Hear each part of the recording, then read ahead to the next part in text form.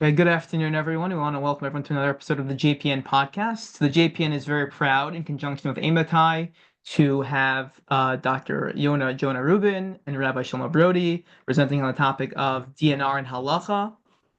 And we're very pleased to have both of them. And we're going to open the floor to Rabbi Rubin, please, and Rabbi Brody. Thank you. Not a rabbi yet, but Dr. thank you for the Rubin. floor. Let me just pull and for having us on this podcast. Let me see if I can successfully share my screen and get us off to the races. So can we see my screen? I'm going to get us started by giving us the medical background, and then we'll hand off to Rabbi Brody to discuss some of the halachos that relate to CPR and code status and DNR. And then I'll come back at the end to discuss some related concerns that come up. And we hope to get through this pretty quickly. We hope to get through this within the time frame allotted and then have time for some questions. So my thanks to JPN and to Amotai for putting this for joining together during this podcast. And I want to share why this morbid topic is so important. And the answer is that almost all people, probably all people, die via a cardiac arrest. I say nearly because some patients die via brain death, which is its own halachic and medical conversation. Even if that counts as death, that's probably less than 2% of the population, maybe even less amongst Orthodox Jews. So this is relevant for everybody. Everyone dies by a cardiac arrest. Over 60% of these deaths occur in a hospital or facility in one study. It could be more, could be less. I'm focusing my approach on the hospital, although this conversation certainly extends beyond the hospital, and Amatai does a lot of work in preparing for that. And there are just a lot of misunderstandings about cardiac arrests, about CPR and code status, DNR orders, and these are what we're going to hope to clarify today. And there are also substantial misunderstandings about the halachic approaches to end-of-life care. And I have unfortunately learned the hard way on the medical side that the worst time for someone to learn that their halachic framework for end-of-life care is different than they always thought. The worst time is, God forbid, when someone is in the hospital with a loved one, where these halachas become immediately relevant. That's not the time to learn that everything you thought about how halacha approaches end-of-life care is actually different than how halacha actually approaches it. And this is still, for whatever reason, not taught in many Jewish schools. It wasn't part of my yeshiva upbringing. I think this should be introduced into yeshiva curricula, but it's not. And this is why talking about this is incredibly important, and at this point can't be done enough. So I'll provide part one here, the medical background, and then I'll hand off, like I said, to Rabbi Brody, and then I'll come back to discuss some of these related concerns. And I know we have experienced physicians in this audience, and we also have medical students, and so forgive me if any of this is obvious. But I want to make sure that we're all on the exact same page about about all of this, and starting with what is a cardiac arrest. So a cardiac arrest is when the heart stops effectively pumping. That's where the word arrest comes in. The heart has stopped pumping. And as I mentioned, all people die via cardiac arrest with an asterisk to acknowledge brain death. Even patients who are brain dead eventually have a cardiac arrest as well, although some would say that maybe they didn't die at that point, they have already died. Again, that's a different conversation. This is also certainly obvious to our group, but just to say aloud, and I don't remember if I got this confused in medical school, but cardiac arrest and heart attack sound very similar. They both sound like terrible things that are happening to the heart. They're, of course, not the same thing. A heart attack is when the coronary artery supplying blood to the heart is occluded and causes potentially myocardial ischemia. That could lead to a cardiac arrest, but not always. Sometimes often a patient's heart will continue to beat through a heart attack. So these are not the same things. We're talking about a cardiac arrest. So for our future echocardiographers, this is a parasternal long axis view of the heart. It's showing the left ventricle, the left atrium, the aortic valve, and this is a normally functioning left ventricle pumping very well. And over here, you have a patient in a cardiac arrest. You have a patient, you can see this quiver, some might call it an agonal rhythm, but clearly you can see this heart has stopped effectively pumping. This is what you would call an asystolic or PEA, pulseless electrical activity arrest. For this group, it's probably important to point out, if we don't know already, there are two types of cardiac arrests. There's the pulseless electrical activity asystole, that's one bucket. And then you have this type of cardiac arrest, a VFib or VTAC arrest, where the heart is in kind of electrical overdrive. And so there's disorganized electrical conductivity throughout the ventricles. and the heart is not pumping effectively, although it's hyperstimulated in some ways. So there are important prognostic differences between patients who have a PEA asystolic arrest, which is usually the end of life one, and a VFib or VT arrest.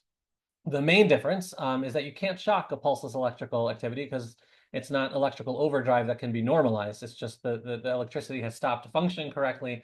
And these are generally less reversible cardiac arrests, and a VT, VF arrest. These are shockable, they're more reversible, and this will have an important implications in a little bit. So if you look at the EKG or the monitor, right, VFib, wild, crazy electrical activity, asystole, essentially a flat line. PEA arrest, that's part of asystole.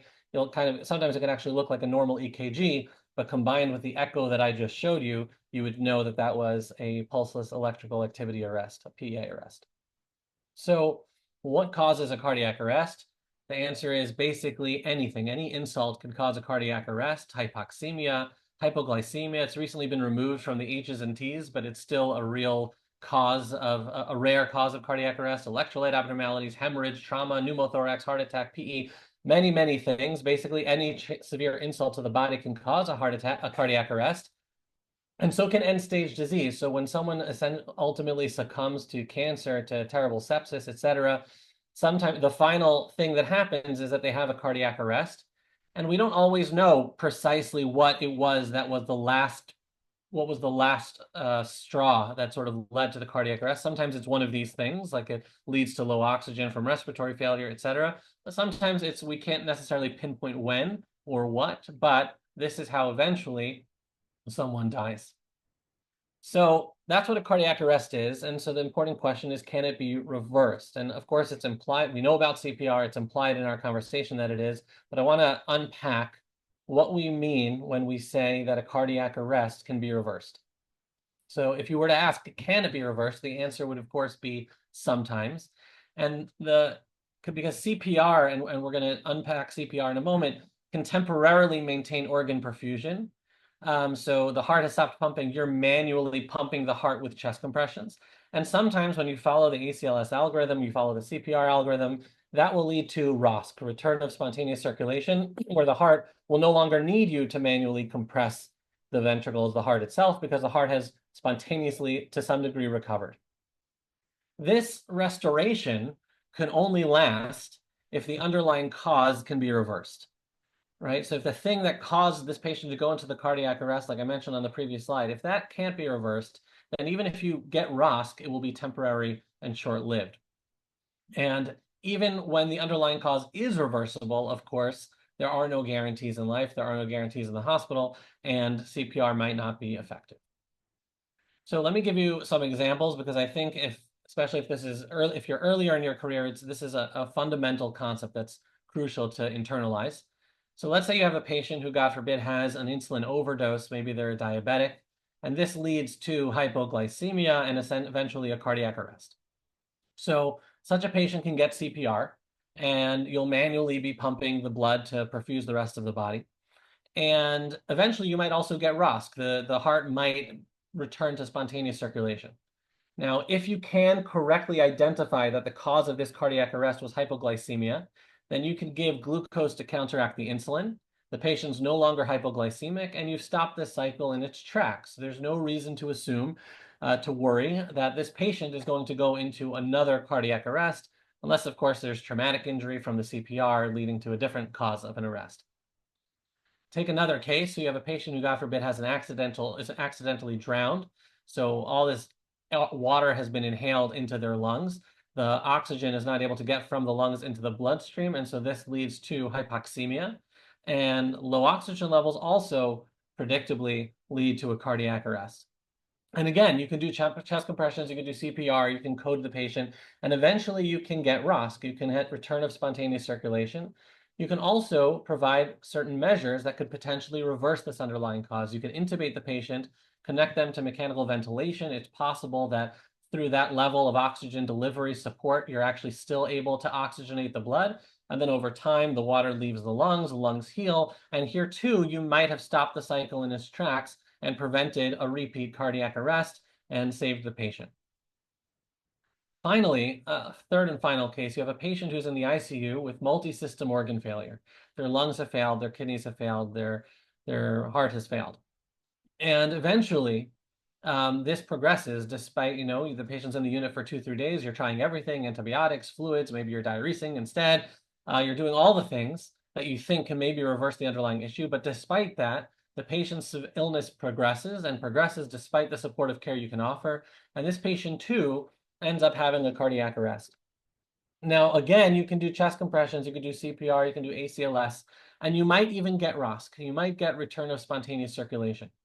But as you probably have realized, the way I described this, you have nothing to reverse the underlying problem, right? If you had something you could do that could have prevented this arrest, you would have done it yesterday or the day before, right? You've done nothing to solve the fact that this patient is in severe multi-system organ failure that's progressing despite supportive care. And so even though you've gotten ROSC, this patient is bound to return to a cardiac arrest, maybe within minutes, hours, maybe even a day or two.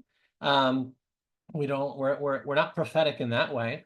However, this is not a reversible etiology. This is something that is going, to the best of our knowledge, is going to recur.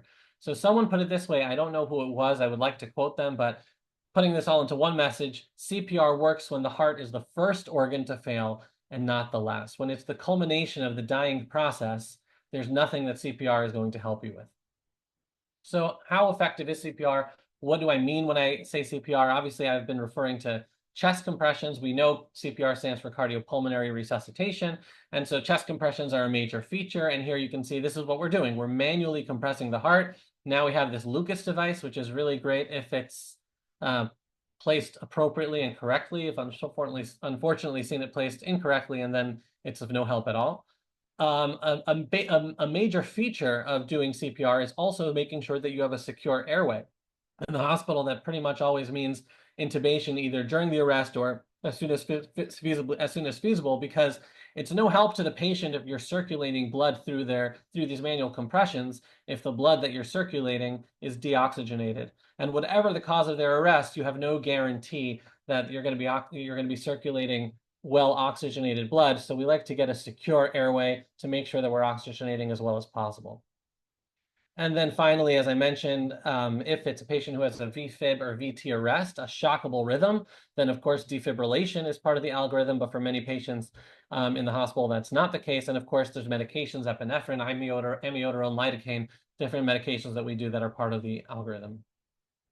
But what are the harms of CPR? This is not one of my patients, obviously. This is a publicly available image taken from the internet. You can see this patient is post-cardiac arrest. She has a cooling blanket on that's trying to hopefully preserve some neurological function, which I'm about to mention. Seems like she has EEG leads. She's intubated, has a breathing tube. This is what patients look like after a cardiac arrest, unlike on TV where they just get up and ask you what happened and get a cup of coffee. This is the truth. And I think it's important to discuss the implications, the harms of CPR. And perhaps the biggest harm is anoxic brain injury. To be fair, this is not a harm of CPR. This is a harm of cardiac arrest. But if someone performs CPR successfully, the patient still might then wake up with severe anoxic brain injury. And that is that during the time that the patient is having a cardiac arrest, if blood is not if well oxygenated blood is not perfusing the brain for a substantial period of time, which sometimes could just be 6 or 7 minutes, patients can suffer severe anoxic brain injury. They can wake up vegetative, have severe neurological disability, light neurological disability, or no neurological disability at all. It really depends on how quickly someone initiated chest compressions, how the quality of the chest compressions, the quality of the oxygenation, and also the duration of the cardiac arrest. And this is probably one of the biggest harms of surviving CPR, because especially in patients who were already in a state of perhaps suffering and clinical disability, this would add serious, significant further insult to injury. The process of CPR, as anyone who's witnessed it knows, is also quite aggressive. So patients often get cracked, broken bones, internal bleeding, coronary artery rupture.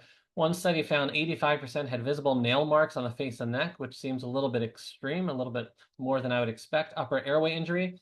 Some of these maybe at face value don't seem as important if you're thinking of it in a binary way. If you're either, well, if you're going to survive, who cares about some nail marks? And if not, also, who cares about some nail marks? Although I think you can appreciate, first of all, that these can lead to significant suffering also in someone who survives, but also in someone who you know is certainly not going to survive a cardiac arrest. You can understand how maybe you wouldn't want their last moments to be undergoing these aggressive interventions.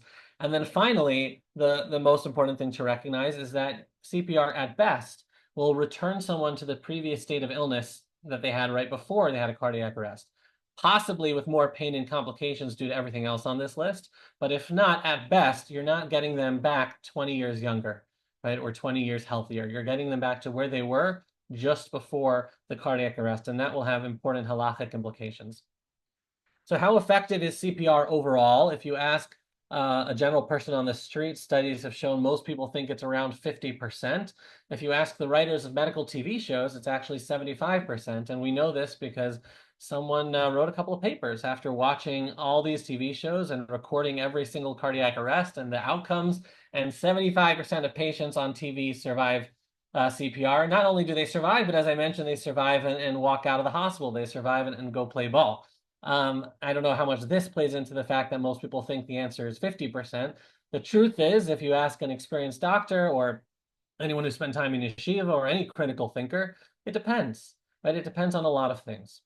Every case is going to be unique, and the medical literature is helpful, but it's not conclusive. And I'm going to illustrate for you why that is. So the bottom line is that you need an experienced clinician who can best prognosticate for the individual patient. I'm going to go through some of the medical literature just to help you appreciate why it's so challenging. This is a study in the New England Journal, 84,000 patients who had an in-hospital cardiac arrest from 2000 to 2009. So overall outcomes, you can see here on the x-axis, you have years. On the y-axis, you have survival, and look, 10 to 15%. So nowhere near the 50 or 75%, but also not bad, right? Now, this, of course, includes all comers. This includes the young patient who had a hypoglycemic overdose, insulin overdose, and it also includes the patient who was dying of multisystem organ failure in the ICU. So when you look at one of these studies, you always have to look at deeper and see how they're stratifying patients. So in this study, for example, they actually then further stratified patients into shockable or non-shockable rhythms. Right? In patients who had a VF and VT arrest, you can see their survival was actually 30 to 35. A VT arrest, almost much more frequently, I should say, due to a reversible etiology, but the asystolic non-shockable rhythms, they are left behind. Now they're only 5 to 10%. And so you might be thinking, well, 5 to 10% is not bad, and that's true. But again, this is just one subdivision. This is just one prognostic marker to assess someone's outcomes that a clinician can use to predict someone's outcome in a cardiac arrest. I'll point out that of these 14% survivors in 2009, 50% had new clinically significant disability, 20 new severe disability, right? So they're not surviving and getting a cup of coffee. This is a study that looked at OHCA, out of hospital cardiac arrest. You can see patients who had a cardiac arrest in a nursing home had a 2.4% chance of survival with good neurological function. Patients with a shockable rhythm, 26%, but these groups overlap, right? Some patients in the nursing home had shockable rhythms, right? So you can't just say, well, they're in a nursing home, so they're in the 2.4% category.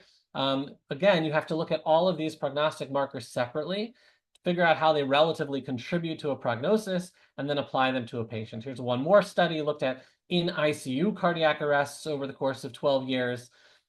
62% had reversal of arrest, but only 19% survived to discharge. And there was a wide variability in patients who had the arrest on pressors with a non-shockable rhythm or not on pressors with a shockable rhythm. Okay. So the medical literature, as I'm pointing out, is helpful in some ways, but it's also, you can't hang your hat on it too much. The main issue with it is that every single patient in every single study was full code, right? Because if somebody was DNR, was not going to have chest compressions done, then they're not included in the study. And most patients who are full code are full code because they were advised to be full code. Of course, you have patients for whom the doctors say, we recommend not being full code, and they choose it anyway, and they are in these studies, but presumably not the majority. So all these outcomes are still patients who are presumably advised, at least, or at least told that it's reasonable to remain full code. Like I mentioned, every patient has different comorbidities, different arrest characteristics that aren't captured on an individual basis in each study. And studies look at very different outcomes. Some studies look at just, did you revert? Did you get ROSC? Did you get to hospital discharge? Did you get to hospital discharge did you get with good neurological function? Did you get to 30 days? So it's very difficult to take any individual study or even the aggregate and say, okay, this study tells me X about this patient. And so the bottom line is that the medical literature will help identify relative contributions of various prognostic factors, but it will not consolidate or prognosticate for the individual.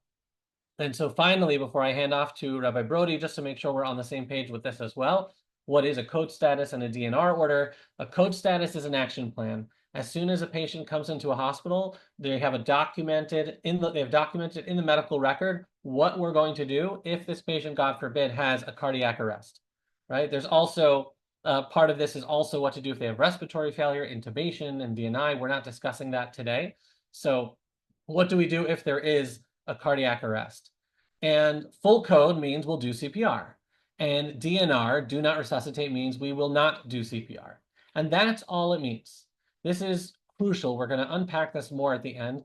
Many people are concerned that if the patient comes into the hospital and says, I want you to do everything, but if there's a cardiac arrest, do not resuscitate, that will be interpreted by the hospital or acted upon by the hospital as if they've said, do not treat. That's an important consideration. There is, of course, truth to this, and we're going to discuss this at the end. But at face value, DNR means only that. We will do everything else, unless told otherwise. But if the patient has a cardiac arrest, we will let them pass peacefully. We're not going to do chest compressions. All other forms of care are provided. And so the choices are full code. A patient can be DNR or okay to intubate. Or, and I said I'm not getting into the details here, they could be do not resuscitate, do not intubate, or comfort care, comfort measures only. I share this because in most hospitals, intubate but do not resuscitate is not an option. And you'll understand why that is, because you can't resuscitate effectively if you can't get control of the airway and the oxygenation. So it's a sort of a bracha levatala, it's an exercise in futility. If you tell someone, well, I want to be resuscitated with chest compressions, but I don't want you to make sure that the oxygenation is good. That's generally in most hospitals not a choice. Two final notes that are really important about code status when we think about it relative to the halacha. This decision, as you know, has to be made before a cardiac arrest. Most decisions about interventions that are going to be made in the hospital, should we do this surgery, this procedure, you can discuss it before you do it. A cardiac arrest is an emergency, so you have to know at the moment of the cardiac arrest if you're doing it or if you're not doing it. And so you have to decide in advance what you're going to do if a patient has a cardiac arrest. And the second point is that it's mostly for legal reasons that in almost all states, patients or families generally have to either consent or assent to a code status. Unlike most interventions, right? You might not have appreciated, especially if you're early on your training or medical school, you might not have appreciated doctors do not have to offer every single potential thing they can think of. Not everyone has to be offered ECMO or dialysis or different procedures. If the doctors think that it's not appropriate, it doesn't have to be offered. And for some reason, for legal reasons, CPR has become this thing that patients or families or surrogates have to consent or assent to under many circumstances in many states. Sometimes that's for better, but sometimes that's for worse, and we'll discuss that as well at the end. So to summarize, a cardiac arrest is the final medical event in nearly all deaths. Many are reversible with CPR if the underlying cause is reversible, but even then, not always. CPR is an aggressive intervention, and even when successful, can leave a patient in a worse state than before. An experienced clinician can best prognosticate how a patient will fare in a cardiac arrest. In hospitals, all patients choose a code status and advanced plan regarding how to act in the event of a cardiac arrest. And a DNR status means that if a patient were to have a cardiac arrest, they will be allowed to pass without intervention, but that's it. Thank you, and let me pass this off to Rabbi Brody. Okay, Dr. Rubin, thank you so much for that wonderful presentation. And I want to, of course, reiterate what Dr. Rubin said about the importance that this has to all be judged case by case, because the statistics are very, very impressive in some respect and very, very important in many ways. But at the same time, every case is a bit different, and every patient really needs to be analyzed on their own based on their conditions and where they're at. I like to tell people sometimes, age is just a number. People think I'm being cute, but in fact, age is just a number, right? In other words, and while it can be indicative of some things, it's not always indicative of many other factors. And it's important to keep that all in mind. So let's go straight to some of the halachic sources and discussions here. And, as Rabbi Dr. Rubin mentioned earlier, this is a sensitive issue. And, we're going to try to sort of, I think, demystify some of the issues around DNR in halachic circles. It causes a tremendous, tremendous amount of stress and conflict many times regarding this question with Orthodox patients, Jewish patients, many patients, but Jewish and Orthodox patients in particular. We see this all the time at Imatai. We have a helpline. I'll read you a case that we got recently. I'm obviously going to change some of the details. Good morning. My name is X, and X is a social worker. They have a patient here at the hospital who's Orthodox. Let's leave it at that. The patient has stage 4 pancreatic cancer with no treatment options. The patient is fully bedbound, septic, and confused. The patient has a PEG tube that is very badly infected. There's a deep wound, necrotic tissue, and so forth. Due to malnutrition, this wound will not really likely ever heal. But the patient's spouse is insistent that a DNR or DNI order is not allowed under Jewish law.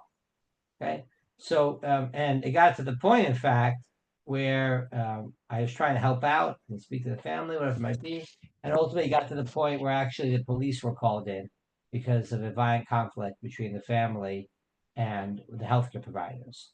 Oh, it's a little bit of an extreme example, but as Dr. Rubin and I have discussed many times, it's not unheard of, right, that it gets to this point, and certainly this issue really needs to be understood better when it comes to halacha.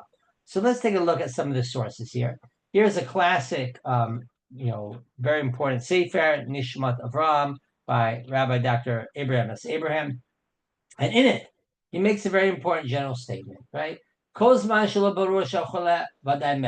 as it's clear the person hasn't died, they're alive. And as long as they're alive, we should do everything in order to make them live, including, right, all efforts of resuscitation. Okay, so this is, I think, the general type of ethos that's certainly out there. And I'm not going to disagree with that per se, meaning I think it's important to say, of course, we believe in Kedushat HaChaim, notion of the sanctity of life. The idea of extending life, of course, is very important to us. We violate Shabbat, we violate other Isurim, prohibitions, in order to extend life. And so, I think in general, it's important to have a bit of an orientation which says we're going to do what we can in order to bring a person back. And I use the term bring a person back because, as Dr. Rubin mentioned, it's an interesting phenomenon. When the heart stops, according to halacha, this should be death. But of course, what is critical is that it's not the heart stopping, it's that it's the irreversible cessation, right? That it can't be brought back, right? This is very important. Death is something which is irreversible. Now, the question becomes, of course, is, well, can you make a distinction in cases when this is reversible or irreversible? And as Dr. Rubin mentioned, of course, it's important to know the case, to know the patient, know the circumstances. But this is really critical for us for the following reasons, because you might say, well, why not always do whatever you can in order to keep a person's heart going? A Yid should always want to live, so to speak. The will of the Yid is always live, so keep the heart beating as long as possible. And in fact, there's a very dramatic case which an oncology, leading oncologist told me about in Yerushalayim, where a person was terminally ill. They knew they were headed for death, but young man, relatively young man, and they asked the healthcare providers, I know that I'm getting to the point where my heart's going to stop, but as a matter of belief, I want you to CPR me to keep my heart going for as long as possible. And the doctors had a big debate whether they could respect this request or not. And I think the answer is actually that this is not something that we believe in. There's the idea of saying that all Jews need to die with chest compressions is in fact not the case. And I think it's important to understand where this comes from. So let's see a couple of the classic sources. So first of all, the whole notion of euthanasia, of course, is very important, that we don't believe in this, that we don't accept this, right? That if we have a situation where the Masech Smocho discusses this idea of saying that when a person is a goses, for our purposes, we'll call them terminally ill, but not just terminally ill, but really in the dying process. Okay, some form. Let's assume for now, it's not always the case, but assume for now we're talking about even an advanced stage of the process. So we say that you can't touch the person. Very important principle. You don't touch the person in this circumstance. And it's a very beautiful analogy that Chazal give. It's like a candle which is going out. And you don't want to be the one that puts your fingers to blow out or to push, to put out, to extinguish the flickering candle. Beautiful analogy. All humans are a light to this world. Don't be the one to put this out. But here is an important principle. The person in this state shouldn't be touched. Right? That's a very important idea. So on the one hand, we have this idea, which I think the Aruch Shulchan formulates very nicely, which is that even though when we see a person is terminally ill, and they might be suffering, v'tov lo hamavet, and it will be better for the person to die. You cannot do something that will hasten their death. Okay, now that's something that we're taught a lot.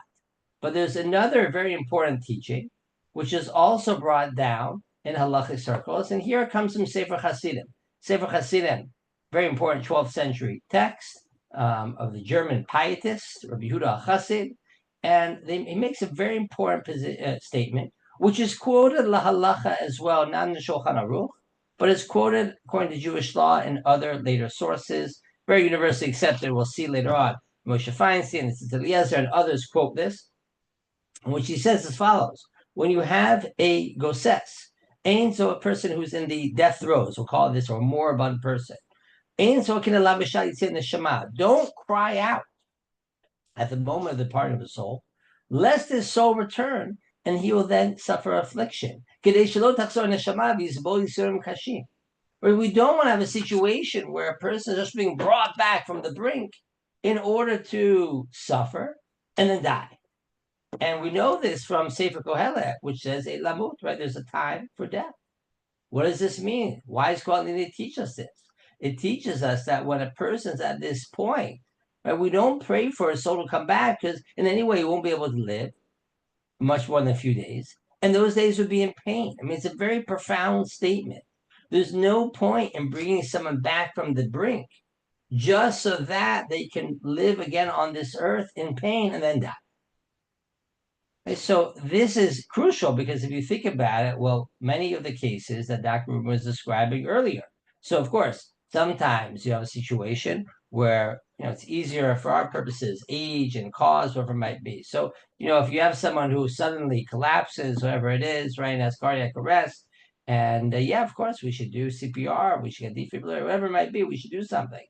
But there are other cases where this is clear to everyone. Let's say in the case of organ failure, organ failure, right, in person in situations Dr. Rubin was describing earlier, where what are you doing that for? What are you doing chest compressions at that point? And this point was brought down by the Tzitz Eliezer, Rabbi Eliezer of Baltimore, who makes a very clear statement, not controversial, quotes this passage from Sefer Hasidim, in which he says, listen, you can't artificially just keep a person alive just to drag out the dying process. Not only should you not do this, but it's usher. This is against the will of God, and he quotes the Sefer Hasidim, which we saw earlier. And so this idea that you would just keep a person who's in this world, flickering on this world, but just bring them back, what are you doing that for? And it's not just that it doesn't make sense. It's usher. It's forbidden. Okay.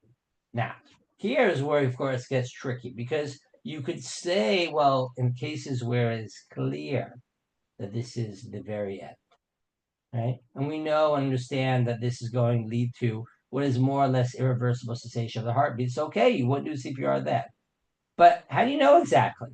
Because remember, right, we don't always know when this will be effective or not, CPR.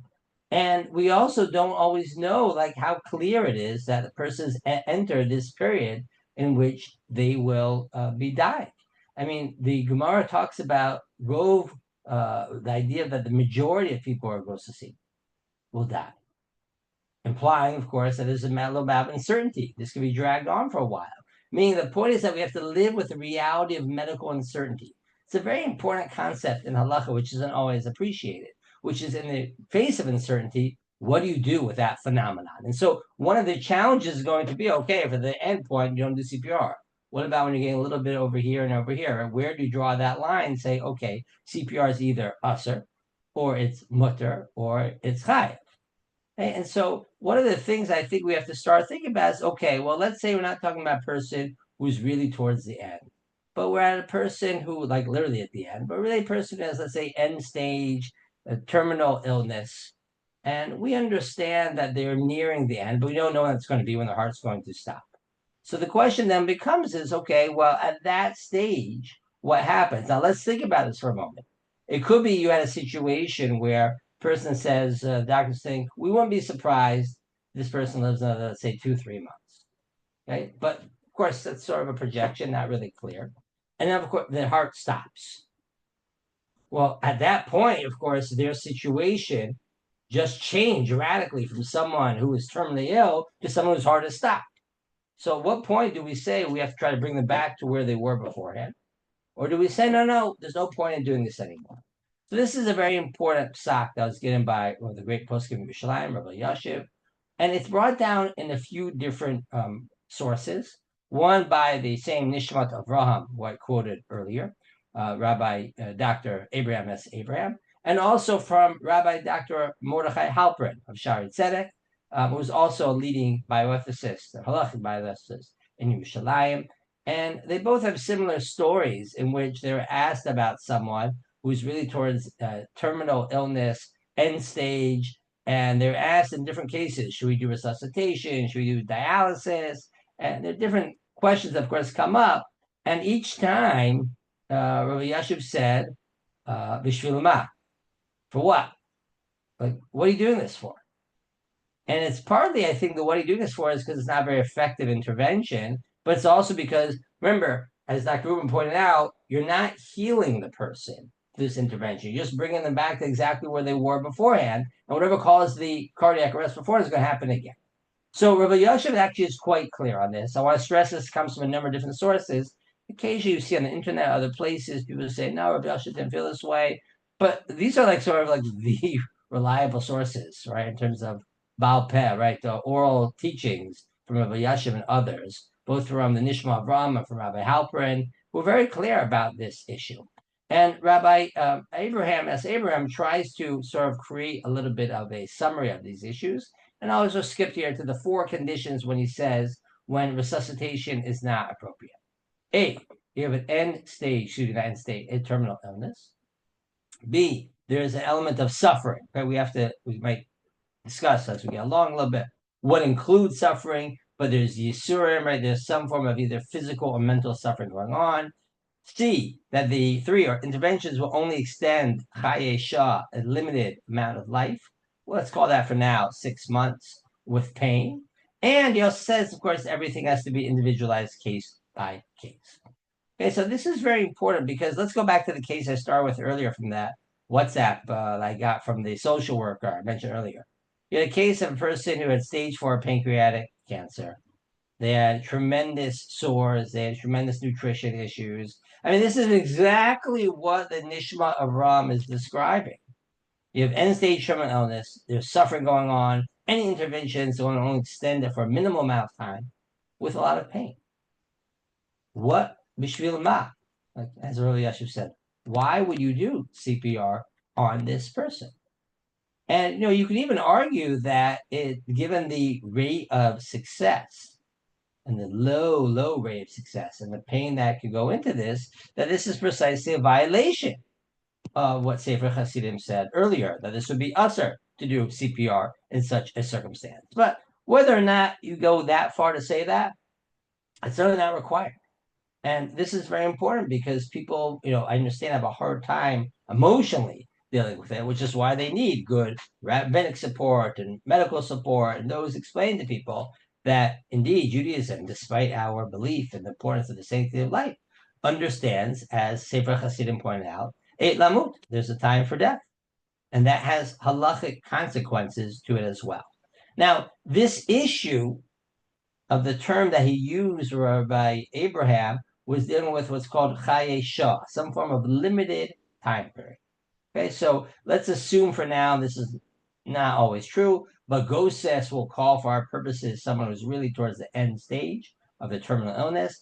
Chayisha, they have a limited time period. Could be 6 months, could be a year, maybe a little bit longer, depending on who you ask. Right, but we have a limited time period. And the question always becomes, so remember, you had a person already has a terminal illness. And now they have 6 months or a year to live, and now their heart stops. So do you have to do this intervention, which can cause a lot of pain and doesn't have a huge success rate? Again, case by case, figuring out in each circumstance. So here's a very important letter. It's written by the Stipler Gaon of Kanievsky. It was only revealed to have been written to Rabbi Dr. Abram Tversky a couple of years ago after Rabbi Tversky passed away. I think Rabbi Dr. Eddie Reichman and Menachem Butler wrote an article about this. And in it, the Stipler makes a very interesting point. He says, listen, people have always told me, I heard in my youth, whatever can be done to prolong a person's life, even for only Chayisha, it should be done. And the Stipler says, listen, I heard this idea as a kid, but I don't think that's true. Right? There's clearly, we're not getting into all the details right now, but it's clear that in halacha, there are times when we say, we passive, shev al tasa, we don't do anything. Right? And this is certainly one of those cases. And it's not just the case when a person is goseth, it's even the case when a person only has chayesha, a limited amount of time. This intervention might bring them back to the point where they're still going to only have a very limited amount of time. And since an intervention includes pain, and they're currently in pain, and they have a limited amount of time, you don't need to do it.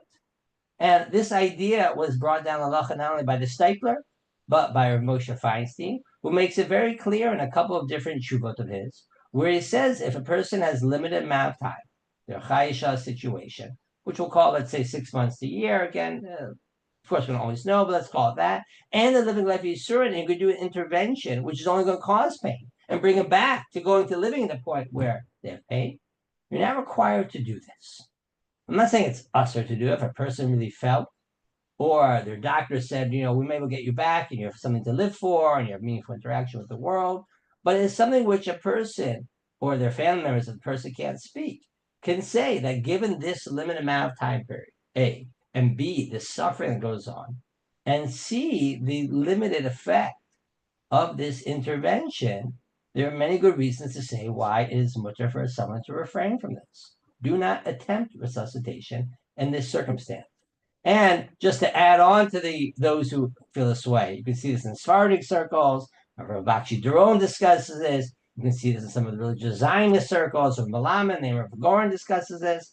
And very significantly, of course, you see this idea in the writings and the psakim of Rav Shlomo Zalman Auerbach Zatzal. Rav Shlomo Zalman had a huge, huge influence on Israeli law on this issue, on the Chok Noten Lamut.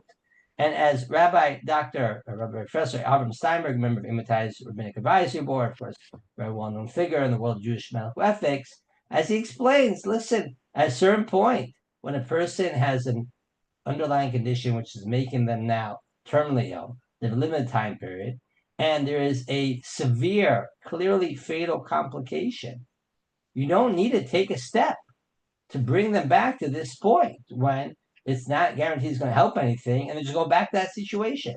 And he includes in this idea resuscitation as well. So that's a pretty formidable lineup of Rav Shlomo Zalman, Rav Moshe Feinstein, and the Stipler, who all seem to agree on this principle of saying when a person has a limited amount of time period and they're suffering, CPR is not required in this circumstance. Okay, so I don't think this is a very controversial psak in that respect. Right? You have Rav Yashiv talking about in a later stage. You have Rav Shlomo Zalman and Rav Moshe Feinstein and the Stipler discussing this. It's an impressive lineup that's making this point, and therefore, it's like sort of overwhelming, right? Majority of modern day poskim think that this is not allowed, or at least certainly not required in this circumstance. I'll just get to one other circumstance, which is a little more complicated. And this has to do with a patient who's not necessarily terminally ill in the sense that they're not necessarily going to die in the last 6 months or 12 months, but they've got a very significant brain injury, okay? Or some form of, right, you might have what we used to call PVS, permanent vegetative state, although those categories have gotten a little confusing today with various grades of disorders of consciousness. And then you have, or a person with severe Alzheimer's or advanced Alzheimer's. And Rabbi Shlomo Zalman felt that in that case, if it's not sort of the continuous process a person dying, but suddenly happens, and it's not going to be painful, then you should do CPR. His son-in-law, Zalman Nechemia Goldberg, felt that wasn't required. And one of the things that Dr. Rubin and I have been talking about and writing about is that, given the fact that we now understand how painful CPR can be and how little effective it can be in late stages, a person already has other frailty and other issues that come along with frequently with brain injuries and other types of circumstances like this, it's not clear to us that even Rav Shlomo Zalman, based on his position, would require CPR in these circumstances. But again, that's a matter of a bit of speculation. Certainly, Rav Willig or Rav Shechter Shlita, I have an article on this where they certainly would not require CPR in the case of someone who no longer has cognition, right? Person with advanced dementia, a very, very severe brain injury. And not everyone agrees with that, but I think that's part of the ongoing halachic conversation, which is important to get to. But again, I want to stress the point, and this I'll conclude, is that these principles that the Nishma Avraham brings down, you have end stage, which I think we can define here as a person who's only going to live for Chayisha, limited amount of time, 6 months, maybe a year. There's physical and mental suffering, and we understand that the CPR is not going to really heal anything. That's the case when a person is certainly allowed to refrain and say, I wouldn't want this situation of having CPR if that comes to that. Because remember, at that point, their heart is stopped, which is sort of the halachic definition of death, if it's irreversible. And the point here is that even if it's not technically irreversible, you're not necessarily required to do something just to bring you back to that situation. Of course, as I always tell people, halacha is one thing, but halacha has to be implemented in a certain social context. And so what I think I want to ask Dr. Rubin to speak about now is how this comes across and how this point gets delivered in contemporary hospitals, particularly in the West, particularly America and Canada. Israel sort of a little bit its own ways, right? In terms of thinking about how these DNR orders might be interpreted or misinterpreted, and how we can help deal with that issue. Thank you, Rabbi Brody. That was an incredible overview. I want to just draw your attention, Rabbi Brody, to a comment in the chat, and because there was a question if we're discussing here, to be clear, a heter for DNR or a recommendation. So if I were to summarize, and I wrote an answer there, but for those listening on the podcast, I wrote an answer. If I were to summarize what we were just saying, and Rabbi Brody, correct me if you would say it differently, is that based on all these halachic sources, which span from the 1200s to modern day, there are situations where CPR would be usher, like if it's a patient who is a goses, patient situations where it is a choice, like a patient who's chayisha and suffering, and situations where it's likely required, like most patients with chaye olam. Now, different poskim can disagree over the definition of a goses, over the definition of chayisha, and so who these apply to might vary. And not in every case can the physician reliably prognosticate that someone is in one of these categories. So every single situation will require ideally a direct conversation between a Rav and a posek, a Rav and a doctor. So based on that what that Rav who's passing on behalf of this patient who chose this Rav, based on what that Rav understands about what a gose says, what chayisha is, the doctor can provide the best available prognostic information. And in some cases, it's extremely clear that the patient is, is certainly a ghost according to all opinions, and then it's clear what to do. In some cases, like Rabbi Brody was alluding to, there's prognostic uncertainty, and that has to be weighed in. And I don't envy the Rav who has to make these decisions. But the idea that everyone should always be getting CPR is based on all these poskim incorrect, and that would relate, of course, to what you do about a code status, which I think jives nicely into this last point, in which once you accept what Rabbi Brody just went through, I think this becomes perhaps, in my view, the next most important elephant in the room, because many of you here probably have heard, or it's been said, it's pretty ubiquitous in our circles, this idea that if somebody, even many poskim, reliable, trusted, incredible poskim who agree with everything that Rabbi Brody just laid out, I have still heard some say, but all that notwithstanding, if someone agrees to being a DNR, then the hospital will treat that as a do not treat or do not care, and they won't get other interventions that they think that they paskin are halachically required. And for that reason, no one should, I've heard them, this language, no one should ever agree to a DNR. That's an incredible statement. In my view, as I'm going to lay out to you all, I think it's not the correct approach. And I think, some of this might have been just, this sort of has been propagated over many years. And I think it might be time for us to examine this a little bit more closely. And that's what I'm going to do with you for the next couple of minutes. And then we'll have time for questions. So does a DNR equal do not treat or do not care? What if? This is the concern, that even though we agree that this patient is in a situation where it would be perhaps usher to give them chest compressions if they were to have a cardiac arrest, but if we agree to a DNR, then the hospital will not do other things like fluids or antibiotics or blood transfusions. So is this true, that some of these interventions are withheld? The answer is, of course, yes. Anyone who's been in the hospital, you've heard people say, oh, at least it's true that this is a sentiment. You've heard perhaps around the hospital, oh, they're DNR, why are we doing X, Y, and Z? We shouldn't be doing this, right? There is certainly truth to this concern. I will share that no one I work with makes this mistake. I've often heard this from some of the ancillary staff or others. There's also probably physicians or clinicians who do make this mistake. So I'm not saying it doesn't happen. There is certainly sometimes this sentiment that if a patient is DNR, we also shouldn't be doing other things. There are data supporting this concern. So my question is to my thought experiment to the group is, how should we react to this concern?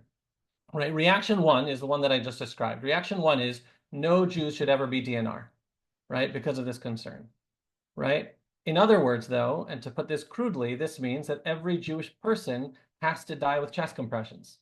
Even though we agree that it's usher in many cases to give chest compressions, in many cases not usher, but perhaps halachically not advised for a patient who doesn't want to suffer. We agree that it's usher or at least a choice, but because of this concern of DNR equals do not treat, every Jew has to die with chest compressions. Some will say that's not true. I have a strategy for this, and I've seen this recommended to certain patients, which is do the following. Tell the hospital, some have advised patients to do the following. They say, tell the hospital you're full code. That way, they're going to keep doing all the things, but always stay by the bedside. And God forbid, when the time comes that the loved one, the family member, whoever it is, has a cardiac arrest, the visitor should stand up and say, do not resuscitate.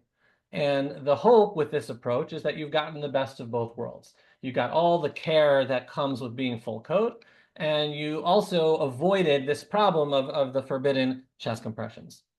So I'm going to explain to you 3 reasons why I think this is an incredible mistake, and then I'll share with you another approach to this real concern. So harm number 1 is that I believe, this is obviously going to be a case-by-case basis. This is one point, but that we are presuming, I think in many of these cases, we are overweighting this risk of reduced interventions. Even if we accept that someone's going to get less fluids, for example, in a patient who we already believe is halachically usher they're so sick that we believe they're in a position where they are halachically forbidden from getting chest compressions because there's nothing we can do to turn this around. So how much help do you think these fluids or this extra day of antibiotics where the patient is still progressing despite them, how important do you think it is that they get these?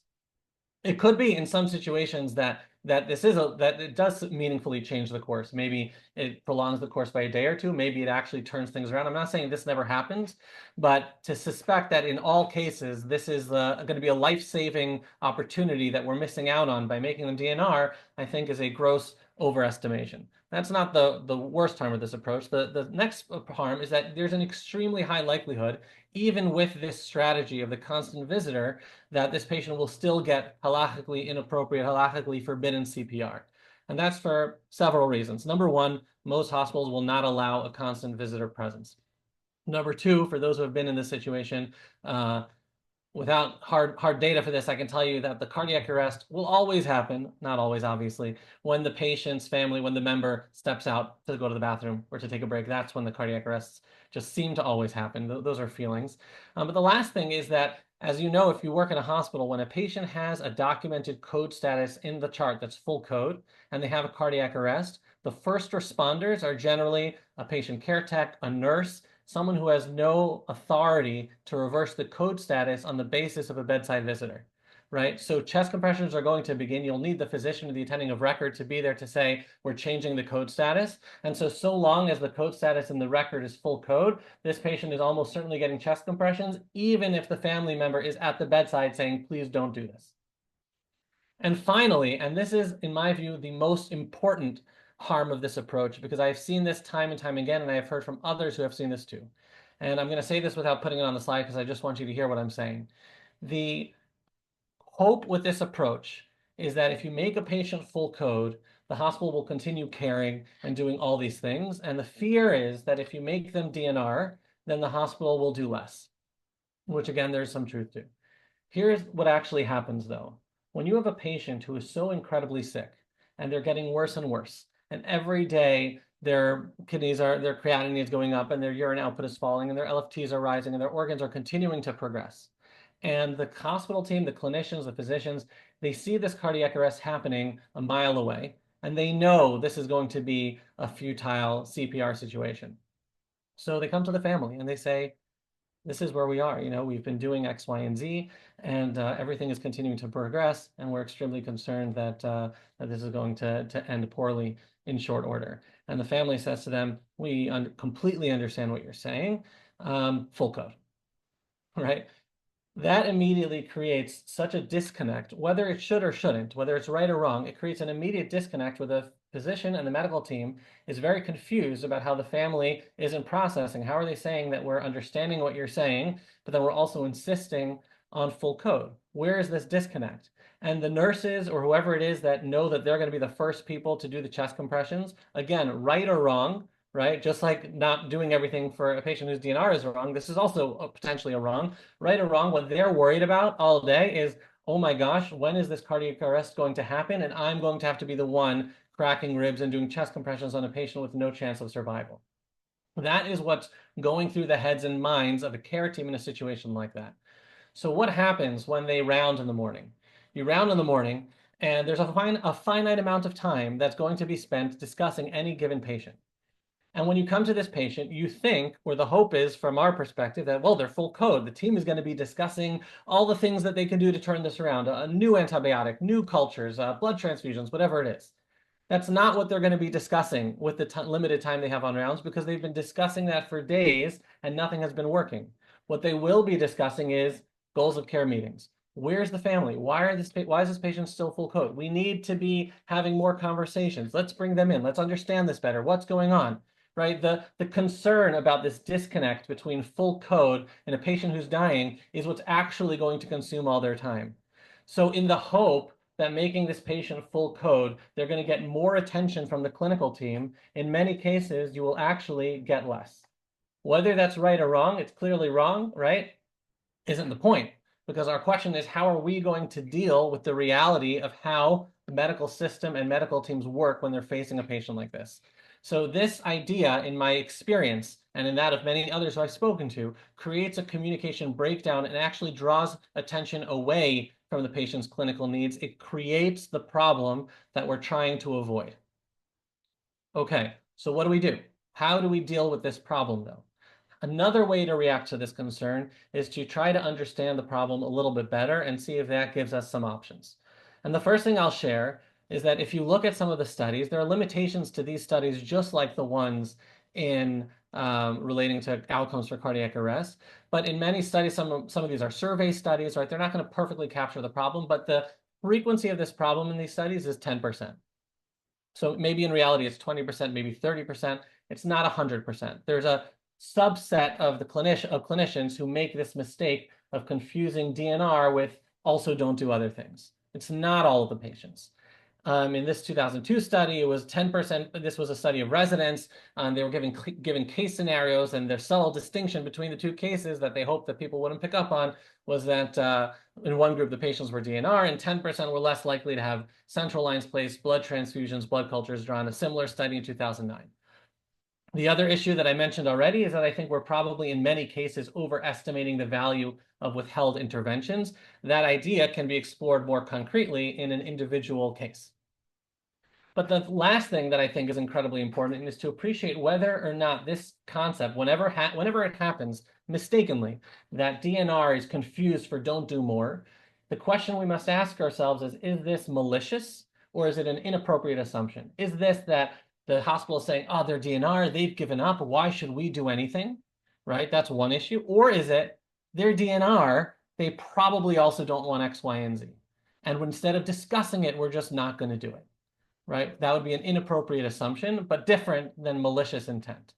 Now, there was a study in JAMA of 18,000 DNR patients, and of those patients, 93% also did not want full treatment, right? All the patients who don't want more are going to be DNR, right? So 93% of these patients are DNR plus.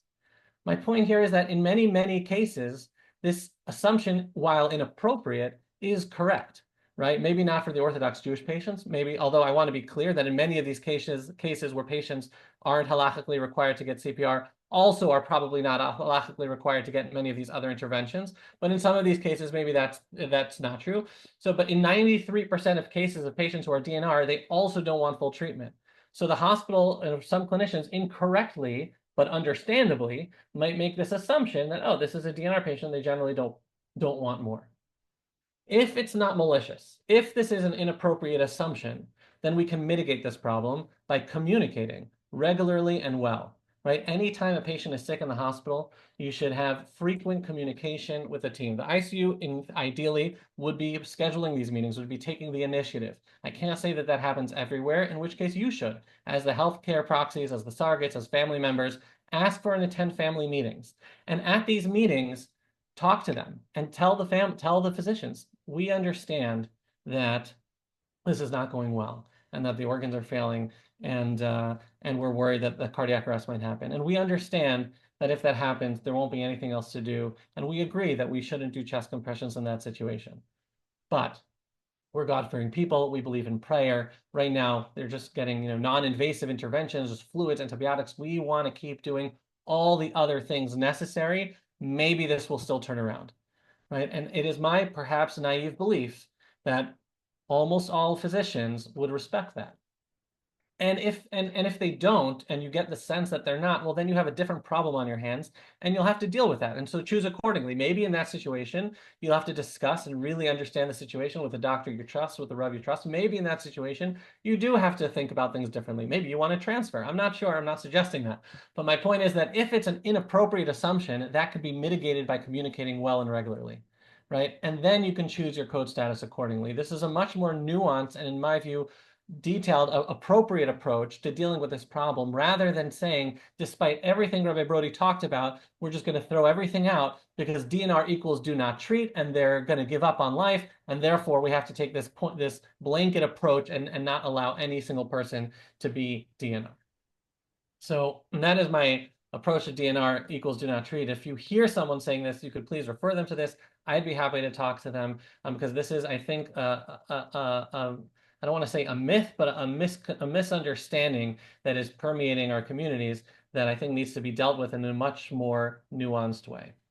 The last two very brief final points I'll make, I know we're crossing the hour, is number one, and this is more for families, is to not be swayed by the power of the anecdote. Don't be swayed, pressured, or guilted by the story of the 1 in 100,000 who survived against all odds. Like Rabbi Brody mentioned, rov gosis in lamisa, right? A gosis is someone who's actively dying, and yet the halacha accepts the possibility, not the possibility, but the certainty that in some cases, someone who was determined halachically, medically to be a goses is still going to survive.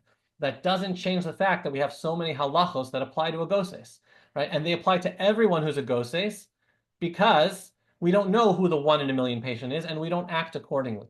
Right? The many patients who tragically died with a brief or prolonged suffering after getting chest compressions that they didn't need, they don't share their stories.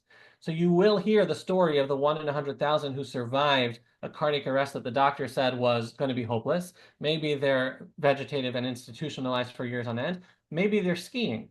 But the point is that this is still, when it's based on a prognosis by an expert, reliable clinician, the 1 in 100,000 story does not guide halachic principles, does not guide halachic decisions. Physicians and halachic authorities are both fallible. They're still the best available source for reliable prognostic and halachic data to guide end-of-life decisions.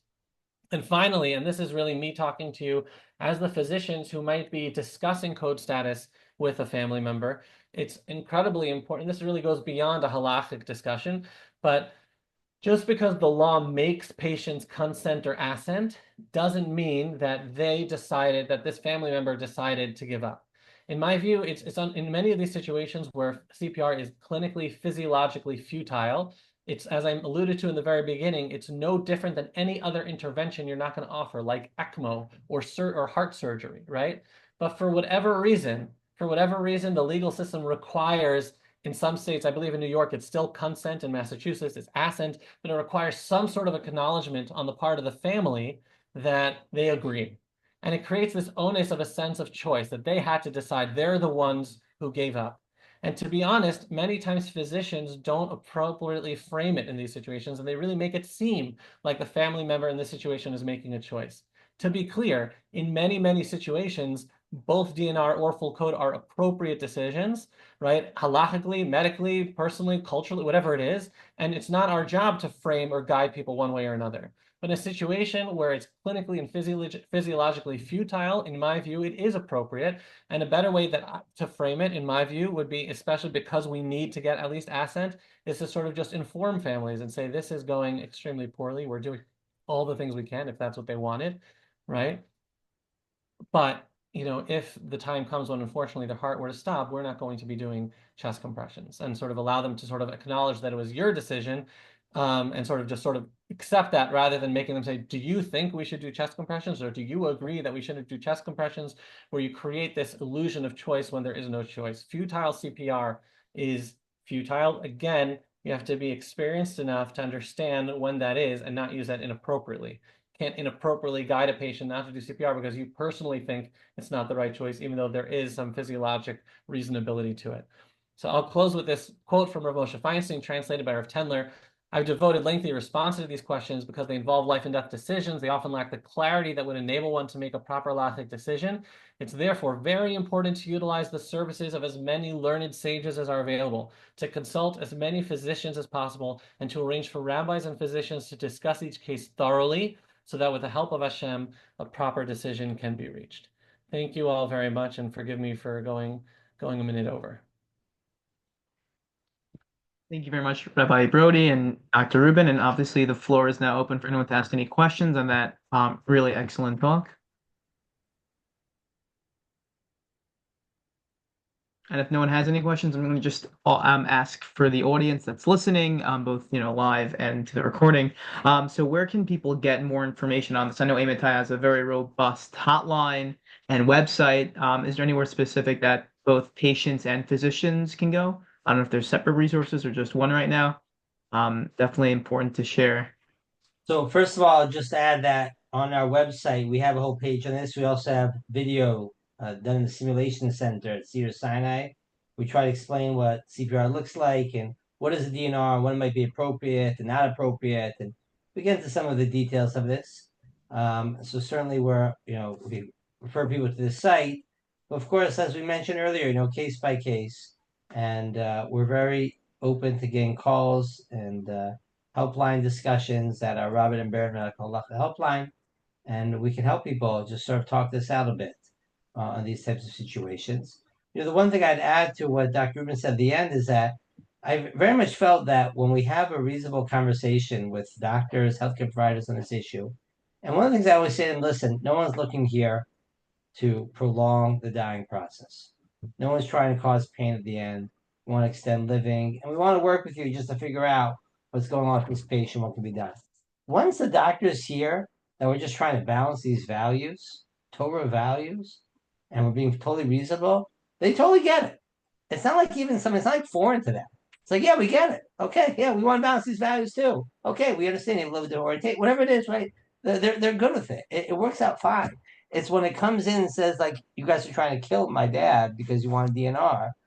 Not every doctor takes that so well. I mean, and a nurse or whatever it might be. And so, I just think that when you think about that in the abstract, I think we would probably get that. In the heat of the moment, it's very difficult. And that's why it's so important for rabbis and members of the community and others to be able to help families talk and discuss these issues with the healthcare providers, who we find have been very reasonable when it comes to these issues, as long as you come up and explain, like, these are the values that we're trying to balance here. And that really goes a long way. Fully agree with that. I would also encourage, so Amitai is a resource, if I may say so, for both physicians and patients and their families. I've referred people who have had incredible experiences. I'm also happy at any time to talk to people who are interested sort of in like a medical perspective. People from the JPN or beyond are always welcome to reach out to me. The other point I would share is that just like in medicine, there are doctors who are specialists in one area and really shouldn't be speaking outside of it. This is true, especially for end-of-life care and halacha. So when people are looking for a Rav, if you want to look for your own Rav who you're going to ask these questions to, ideally a Rav would say, just like a doctor would say, this isn't my area, I refer you to this person. They don't always, just like doctors. So it's really important to find a Rav who really is an expert in these issues, who is someone that you can speak to. And for the shameless plug, Rabbi Brody and I really authored a more extended version of this talk in an article that will be published in the third volume of Turo's Medical Halacha Annual, an incredible journal. I'm a big fan of it. Should be published a little bit later this year, so you can see it there with all the sources. And I think those are the closest resources for people right now. Awesome, thank you. Any last questions? Otherwise, I guess we'll close this talk out. All right. Thank you to JPN as always for this great collaboration. And my time loves working with you guys. And thank you, Dr. Rubin. And we look forward to continuing the conversation. Likewise, thank you both. Always a pleasure. And thank you to everyone who came and who's Thank listening. you so much. Bye-bye.